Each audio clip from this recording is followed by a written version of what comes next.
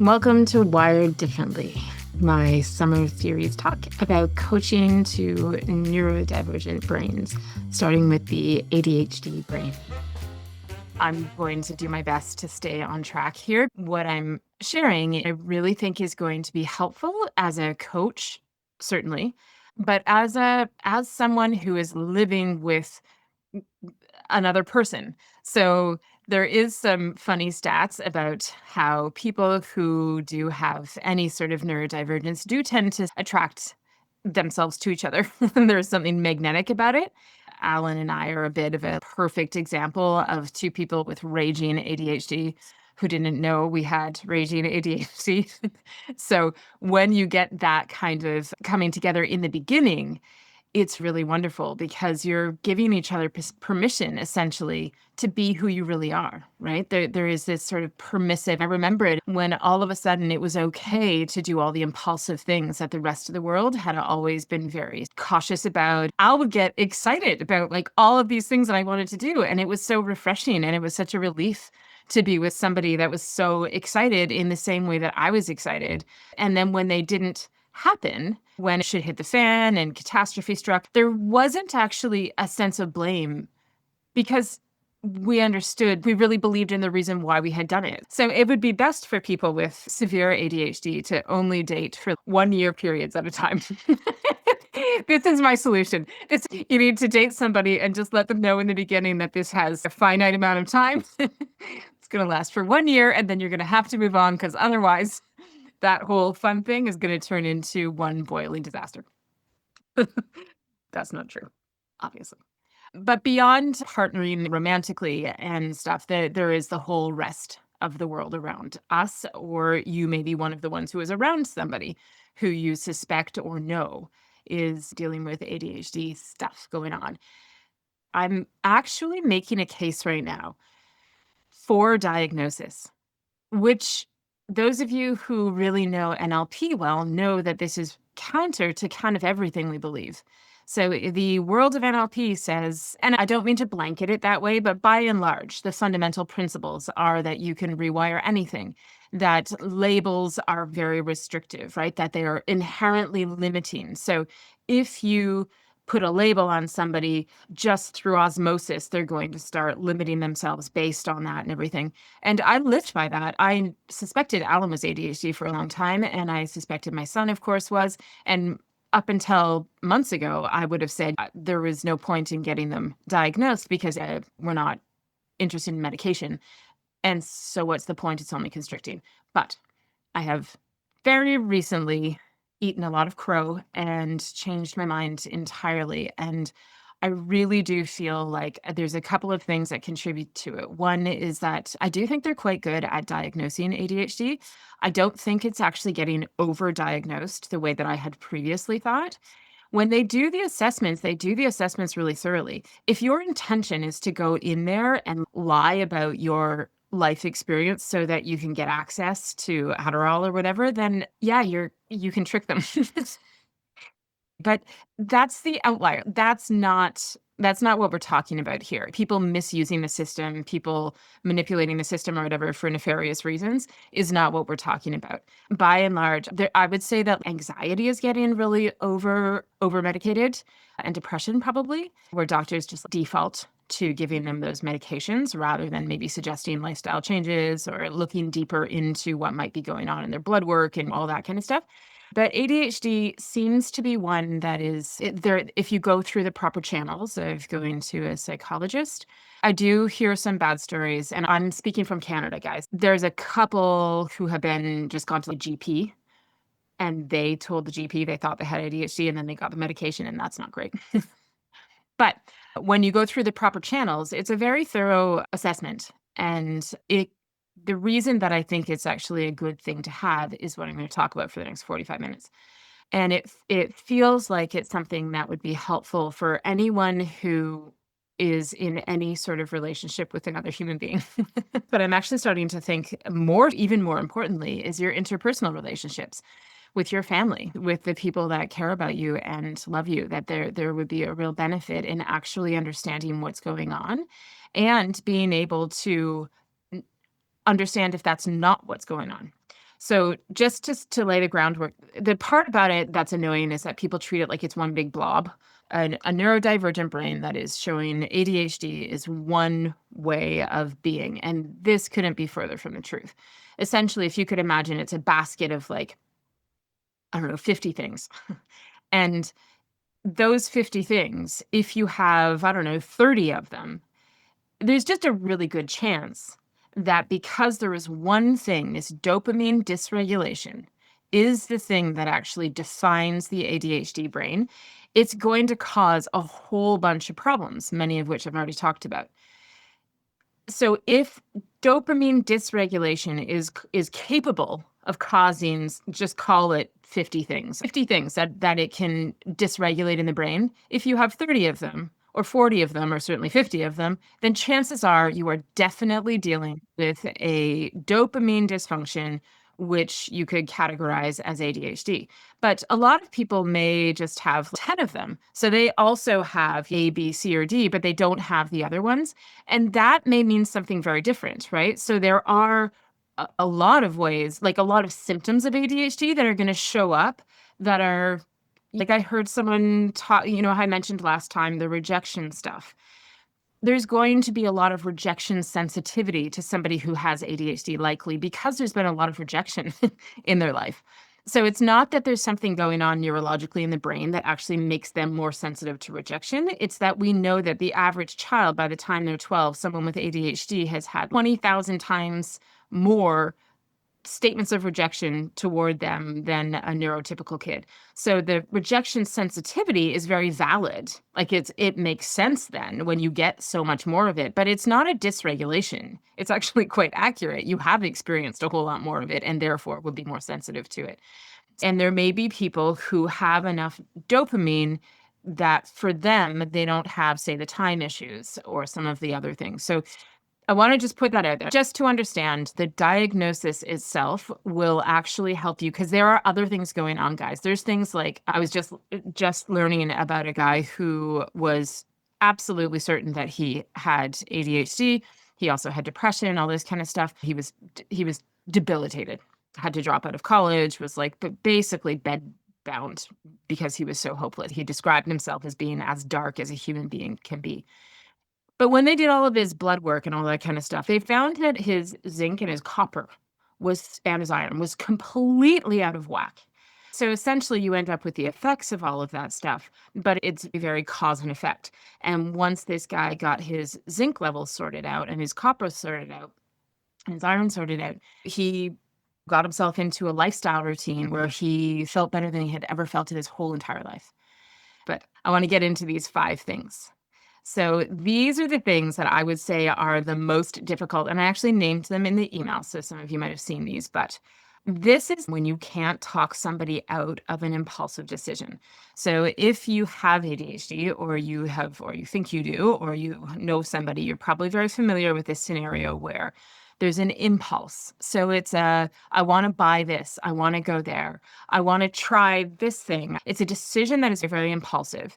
And the person who's dealing with them can see that it's not a good choice. But for the person who has to deal with this, your choices are pretty limited if you're dealing with this as a pattern because you're the buzzkill, right? You're the one that if you come in and say, don't do that, you don't know what you're dealing with. What you'll realize is that you're actually not dealing with the person, even if the person is very polite and the person is normally really logical and all that kind of stuff, you're dealing with them being at the mercy of norepinephrine and dopamine and all of these things that are hitting.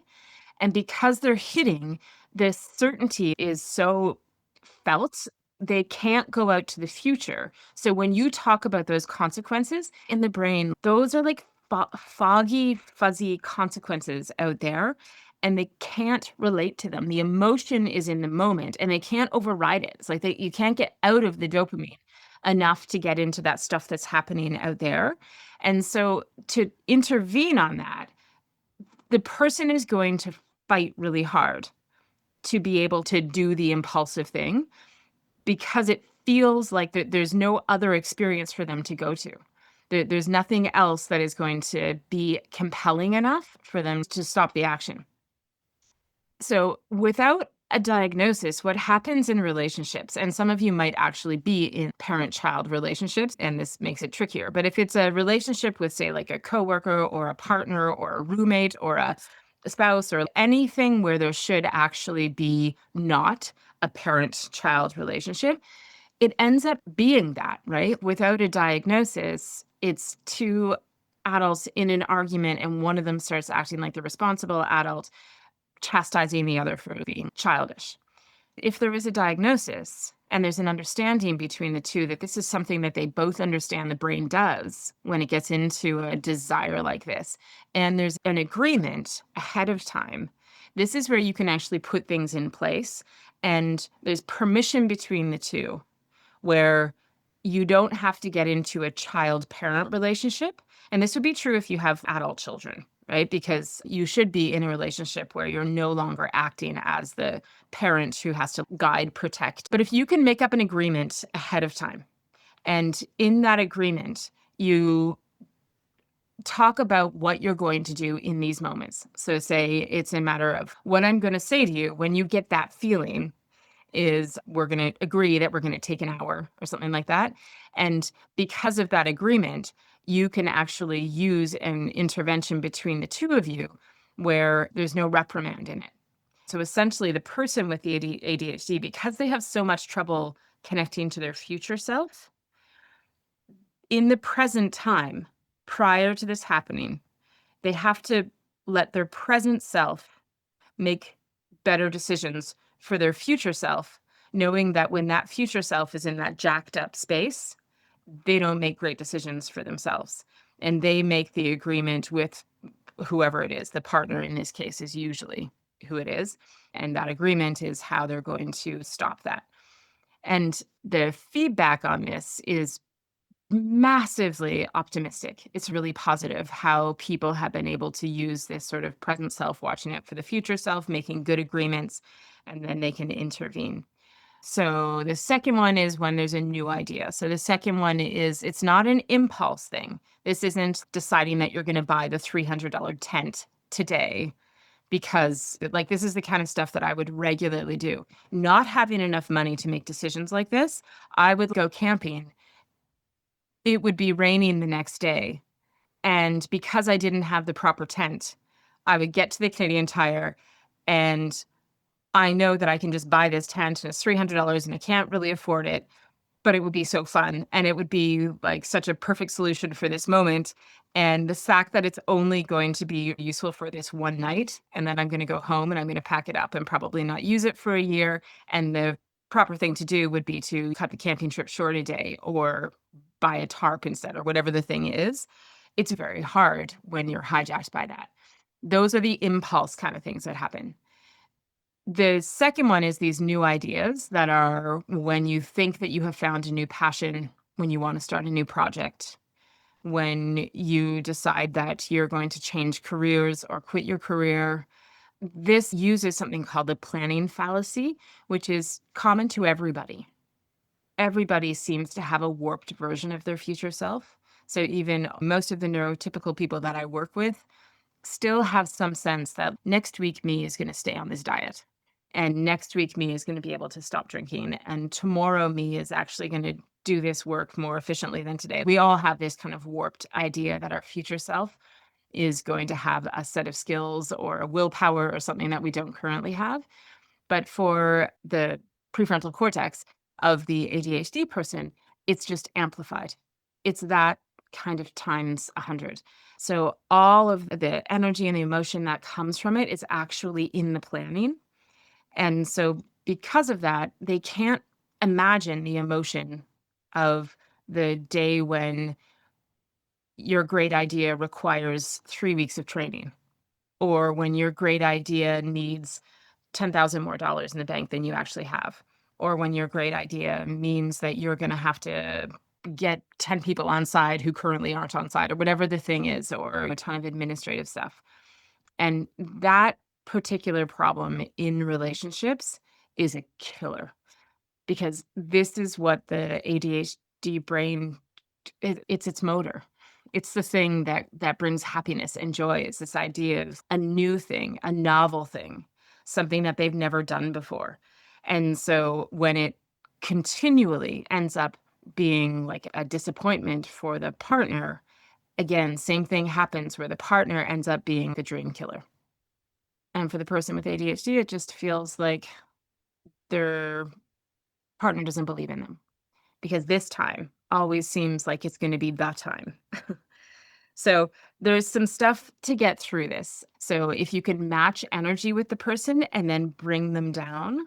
So we know that our nervous systems are really good at mimicking and then feeling like they're at the same vibrational frequency. So in terms of NLP tools, copying their speed or their volume, copying their body movements even. So if you have somebody who's really animated and up in their seat, if you can do this back, it allows them to feel like you're there with them. It allows them to feel like they're heard, like they're seeing all that kind of stuff. And then you can start to lead it. You're doing it because you know that this is something that for them is going to be almost uncontrollable unless you take it down a notch.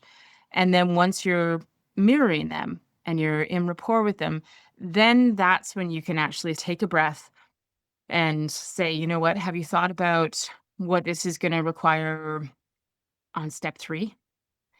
And can you explain to me how this is going to fit in with your current job? Where are you going to find the time for this? And you can start asking questions when you've actually been able to bring things down a little bit. And if you can do this with the ADHD person that you're working with, you're going to get so much more traction than any of the questions that are going to make them defensive. That have you thought about X is just going to create defensiveness.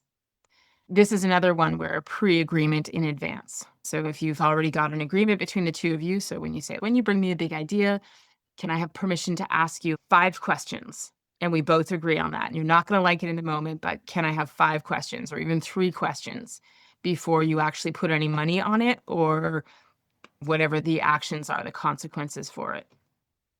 I want to move on to the third one. The difficulty in relationship when the person with the ADHD brain runs on an interest-based motivation system. So this is the urgency, the novelty, the challenge, the passion, all that kind of stuff. And a neurotypical brain can override boredom with importance. And this is so important to know is that something being important. So if you write your to-do list and you actually prioritize it in order of what is most important to get done in terms of values or money or I don't know, whatever the things are, a neurotypical person can actually get amount of dopamine that they need through that filter of importance. A person with ADHD has a lot of trouble doing that. It's almost impossible for them to, they definitely won't get the amount of dopamine that they need to be able to do it effectively. They may have enough training, conditioning, white knuckling to be able to do it, but it's not going to be easy. And it's certainly not going to be a preference. And they're not going to get the feedback that that a neurotypical person gets from completing it or starting it even.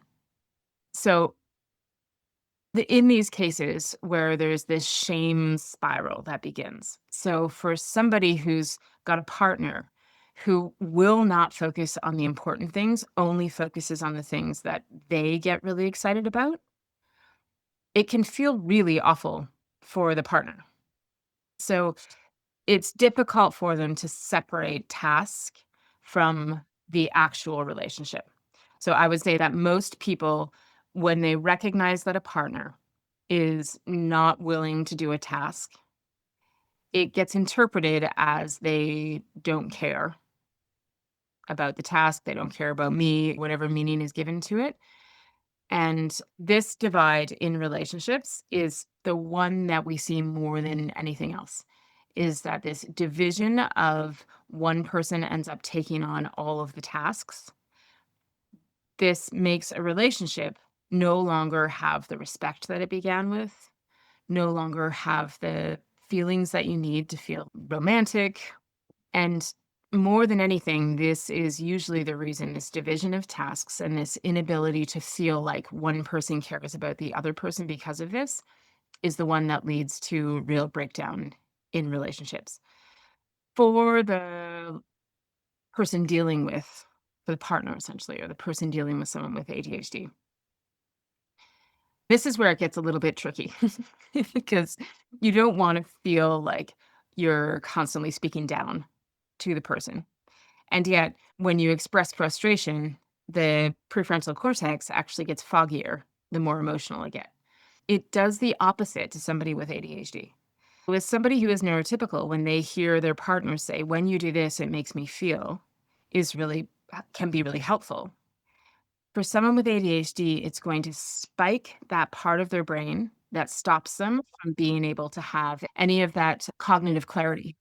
And so trying to get into this dilemma and having an equal sharing of things getting done is incredibly difficult. The successful ways of dealing this have to be agreements that you make ahead of time. This is one that falls pretty sharply on the person with ADHD to manage themselves. Again, this is where a diagnosis would be so helpful for somebody who has a history of not being able to carry the weight of their life tasks. So this would be on the person to do some of that external stuff, figure out how to body double, right? There are some open source places where you can actually go online and there's just people there who are like studying and they can act as body doubling. You just have somebody who is also working, but they're online, but they're in there live in the room with you. There's all these really cool things that are coming up and who knows if they're going to work or if they are working, but it would definitely fall on the person with ADHD to figure out how they're going to manage those sorts of tasks. And I'm going to suggest that there's some stuff like novelty injection. So just doing something like changing the location, putting music on, making the environment different. Anything that is slightly new can recruit that novelty seeking system in the brain and actually make it easier for the person to do the task. You can create a way to be able to body double with the person to get them started.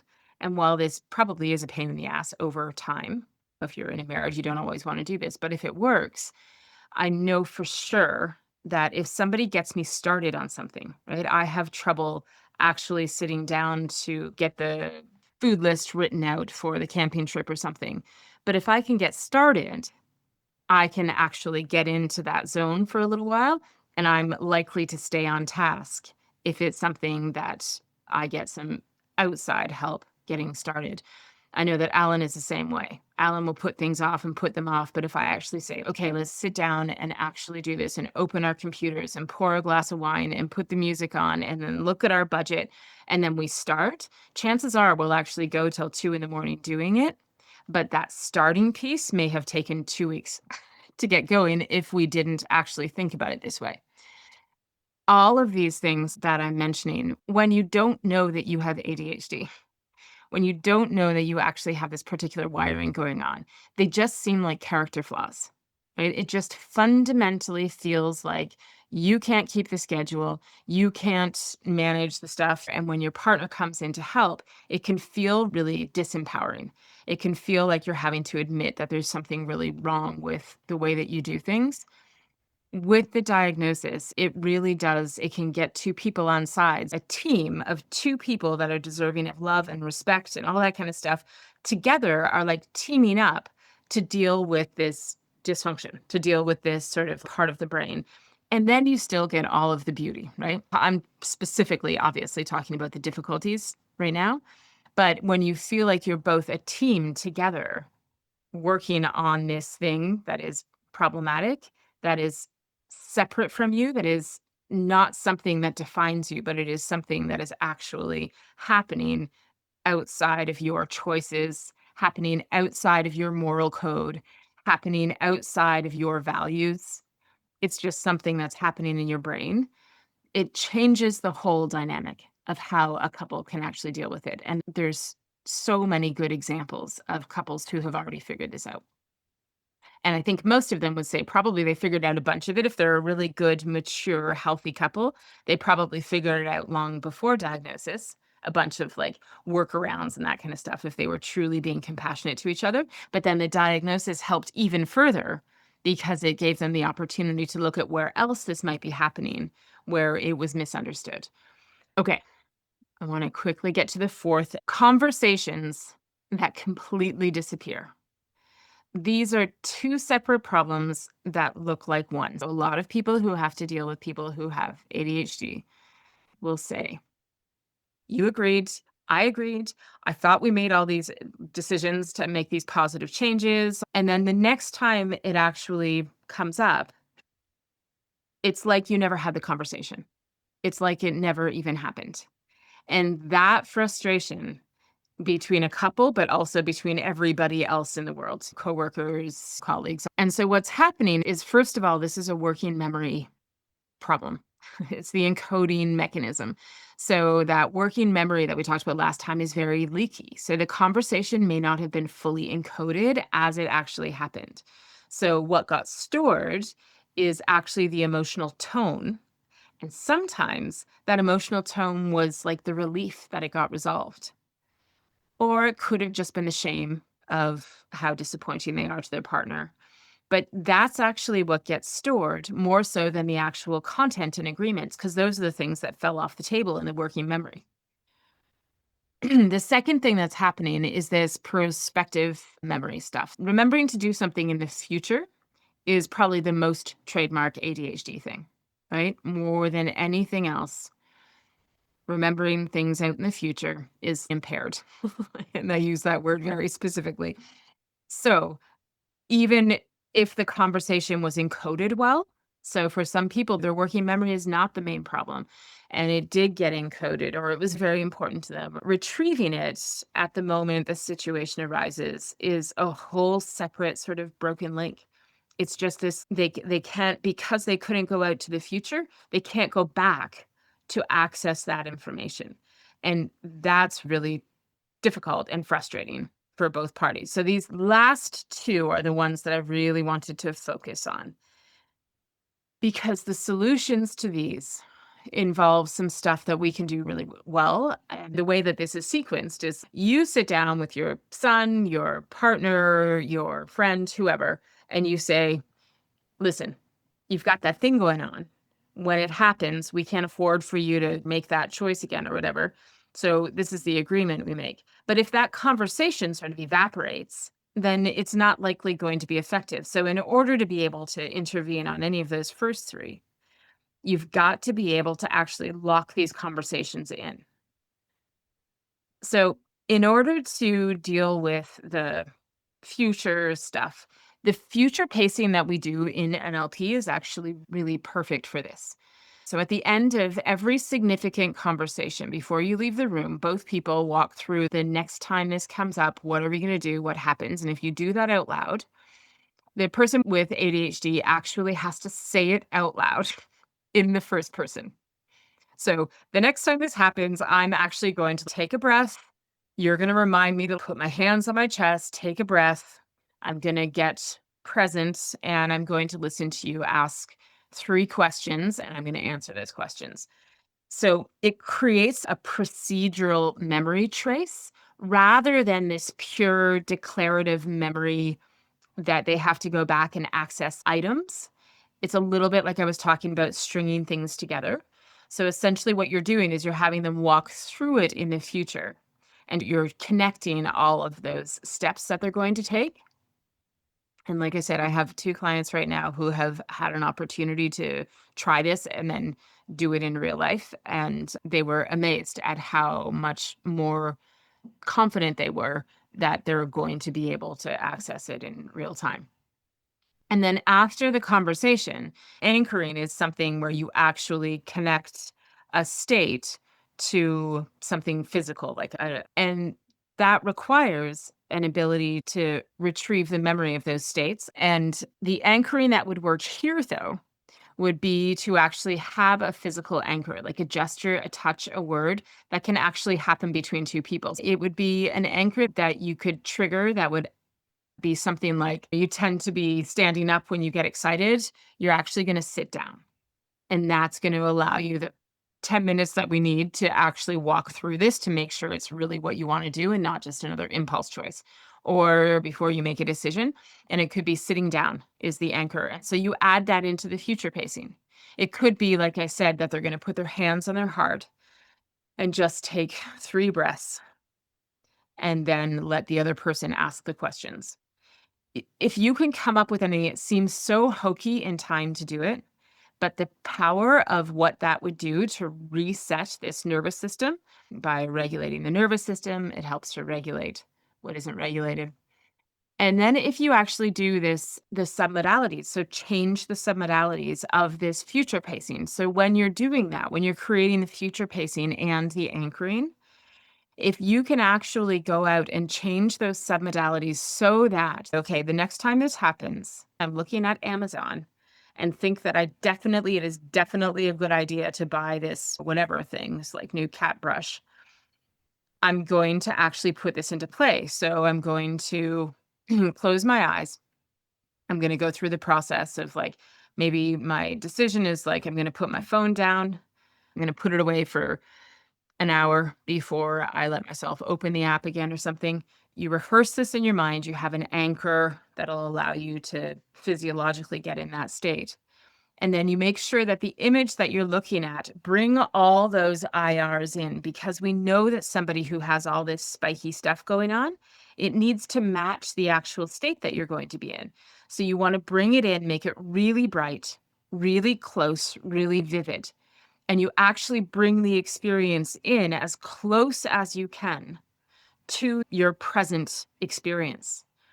So it runs through your agreed response as if it's in present time.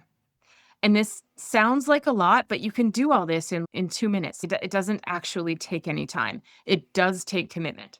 If you can practice this daily, I really feel very strongly that a bunch of this stuff where you want to intervene, you can actually do this, and it would be so helpful for you to be able to manage this. And then you may need to, depending on how much working memory is a problem for the person you're with or the ADHD, you may actually have to chunk agreements down. So you may need to make sure that they are just one thing. Oh, here it goes. Just a second. Okay, and the last thing that you can do with this is you can externalize it. So we talked about this last time, that we do know, we have very good, confident evidence that ADHD brains work better, remember better, actually sort out logic better, make better decisions when it's externalized. So I don't know if any of you have had this experience, but as soon as I was reading the evidence on this, and we have a tendency, especially if you have a particular mix of ADHD where you're like ADHD, you're also a little bit introverted, you're also just in a moment in your life where you're not working with a whole bunch of people, or you're trying to run your business on your own or whatever, and you're doing a lot of independent thinking, right? For me, I spend most of my time sitting by myself doing my job when I'm not one-on-one with a client. And when something is inside my head, it feels brilliant. I have literally a superpower inside my head to think things up and make them so beautiful, so successful, so likely to be appealing to other people. Inside my head, they all work, right? I've just got, it's so clear that like all I have to do is this, and then it will flow to this, and then this will happen. As soon as I start to say it outside, so very frequently my experience will be I'll pick up the phone and I'll call Catherine, or I'll call somebody and I'll actually start explaining my idea. All of a sudden, I realize that it makes no sense. I realize that the whole thing is full of holes. I have some really beautiful, gentle friends who have been so kind about this. My friend Ian is so lovely about he'll do in his lovely British accent, and he'll say, "Tara, I'm just wondering if you've thought about," and with so much compassion and kindness, will just point out something that is so obvious and I can hear it, but only as I say it out loud. Only as I actually try to make this thing make sense to a person outside do I realize how flawed it is. This is a very common and evidence-based experience for people who have neurodivergence. So being able to externalize it in any way, write it down, write yourself a text while it's actually still in the room. So any of the things that seem like they're going to be good ideas, that seem like they're going to work, that seem like they're going to be easy, if it seems like it's going to be any of these things, then you really want to chunk it down and then externalize it somehow. Write a summary to yourself about the conversation that you just had, what you agreed to, and it's going to more effectively feel to you like something that is more realistic and more likely that you're going to be able to access it when the time comes.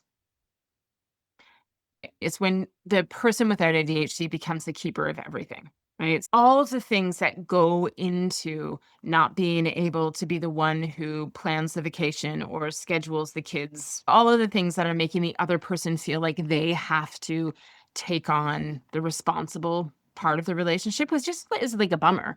But usually what they do is they come in and they save things before the person with ADHD can actually correct their own mistakes. And that dynamic happens so often, and it creates resentment on the side of the person who doesn't have ADHD. The neurotypical person starts to get really resentful. And the person with ADHD starts to lose trust in themselves because they're constantly having someone who comes in and rescues them or who fixes things for them.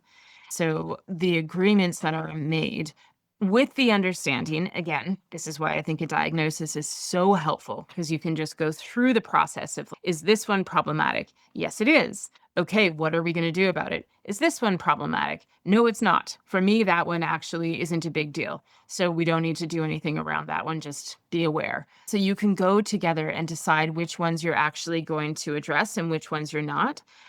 And then at the end of the day, this one where the relationships get out of whack, and it's really because in the beginning, like I said, in this honeymoon stage, when you are falling in love, like when the actual human brain is falling in love, every single thing, everything is firing, right? You've got dopamine firing.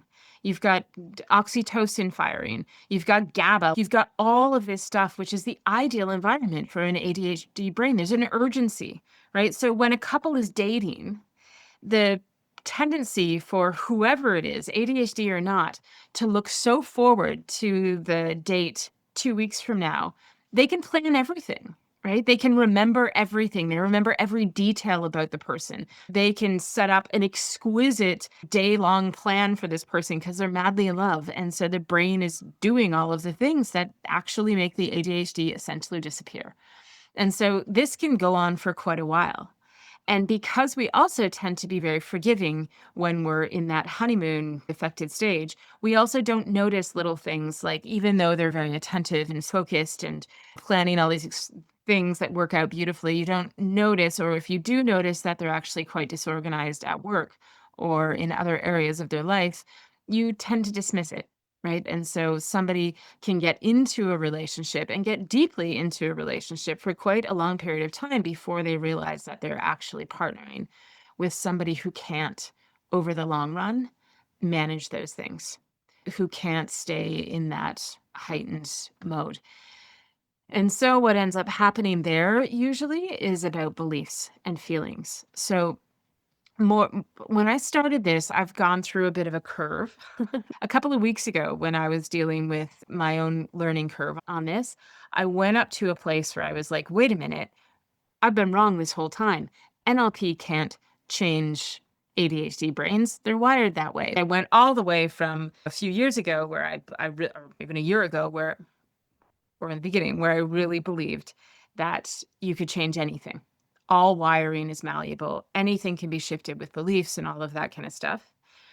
All the way up to, wait a minute, this is carved, wired in the way it is. You can't do anything to change this. I've come down a little bit now with a lot of this. The more I learn about it, and last week I was going through like very specifically what is evidence-based, right? The fact that this is a dopamine dysregulation is absolutely accurate. There is nothing that is likely to change other than medication that is actually going to change the fact that the brain, it's like a vacuum, right? It's like the ADA sucks up the dopamine so fast and then it leaves it empty.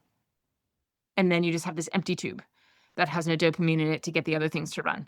And then it gets a hit of dopamine, it sucks it up really fast. So it's like shorter and weaker for all the rest of the stuff because there's not enough there because it gets sucked up so fast.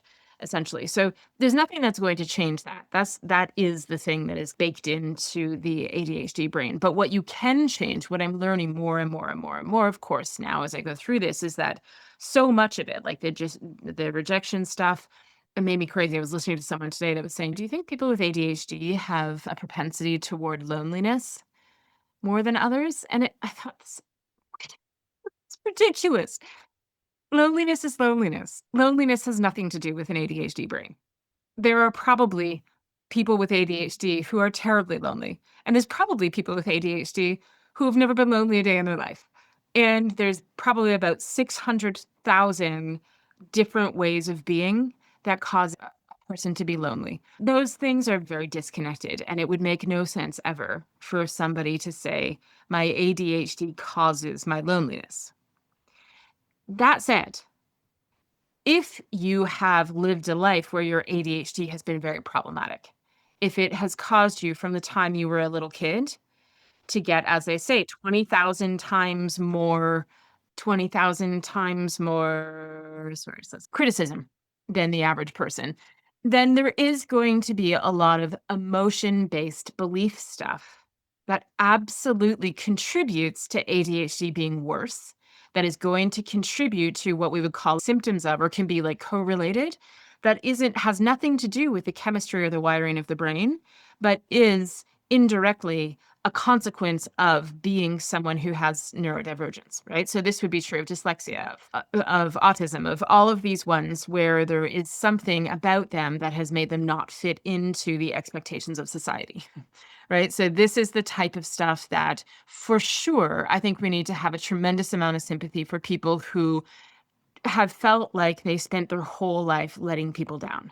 But again, these are broad statements to make, but that they are unreliable, that their ideas are ridiculous. These sorts of statements that if you were to when you do give a survey to 100 people with ADHD and you put down how often in your life have you heard this statement, you're going to have the people with ADHD who have heard those specific things way more than a neurotypical person who hasn't actually had this inability to meet expectation.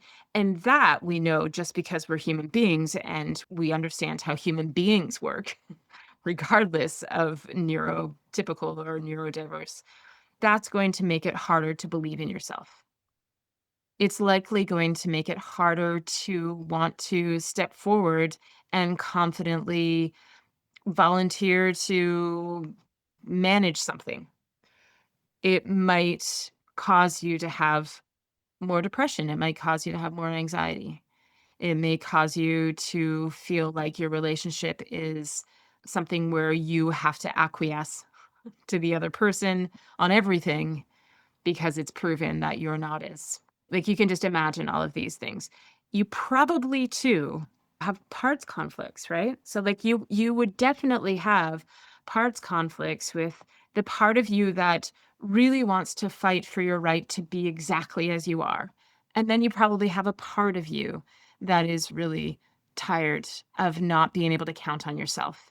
And something like a core transformation to get those parts out of their stuck states, like out of those really fixed states of digging their heels in or feeling frustration or feeling disappointment, and instead getting them to freely express their highest intention, to get to their positive intention and to recognize that they actually share in common the same highest intention of all the other parts. That's going to be helpful for somebody who has ADHD. It's not going to necessarily help them be able to track their keys better, but it's going to allow them, when they do lose their keys, to be a little kinder to themselves, first of all. And hopefully, it would do what it's done for me, which is accept the diagnosis, stop defending that you don't lose your keys any more than anybody else and have to point out like how many times your partner loses his keys too and like all the bullshit that goes around defending the behavior, and instead allowing me or somebody who has this in their like emotional profile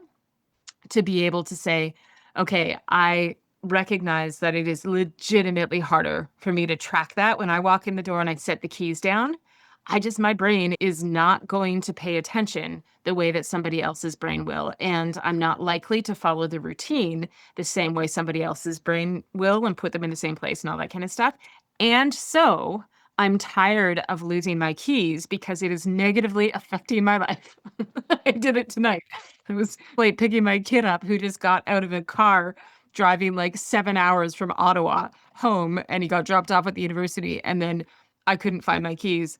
I need to find a system that is going to make it easier, and the diagnosis is what allows somebody like me who's been real stubborn about it, and of course, there are people much more evolved than myself who probably figured this out earlier than I did without a diagnosis, but it does make it easier to say, "Okay, I need to get one of those keychain things that beeps or whatever." Right? I need to just accept that this is tough and figure out how to mitigate it where I want to mitigate it. When I go to do those things that intervene or make it easier for my family, easier for to come to agreements that'll help, I'm not going to feel the emotional turmoil of what a lifetime of operating this way feels like. I can build systems to compensate for anything that I choose.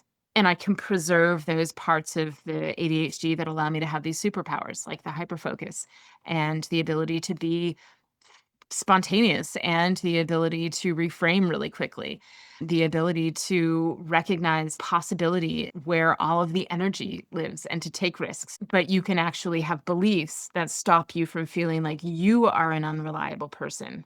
And doing that kind of work, I think is just it will change things more than anything else. I would say that is where you start is on the beliefs, on the conflicts. But it's been really fun to recognize that a lot of this stuff could be we still do, I think, have the best tools with timeline therapy, core transformation, NLP. Still think we have the best tools available to be able to go into those, like I said in the very first one, that willingness to separate the things that you want to change, the things that you want to preserve, and go in with tools on the things you want to change and leave absolutely alone and amplify and celebrate even more those things that you want to keep the same.